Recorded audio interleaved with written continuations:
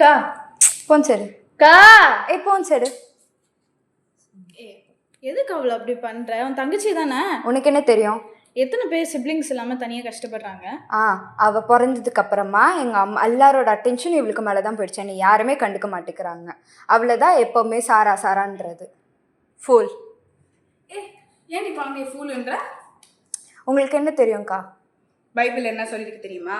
Matthew 5:22 ஆண்டவர் என்ன சொல்லியிருக்காருன்னா, உங்களோட சிஸ்டர் இல்லை பிரதரை நீங்கள் வந்துட்டு காரணமே இல்லாமல் கோவப்பட்டாலும் சரி அவங்க ஃபூல்னு சொன்னீங்கன்னா ஆண்டவர் உங்களை நரகத்துக்கு தள்ளுவேன்னு போட்டிருக்காரு. தெரியுமா உனக்கு? அப்படியா? ஏசப்பாவை நேசிக்கிறீங்களா நீங்கள் ரெண்டு பேரும்?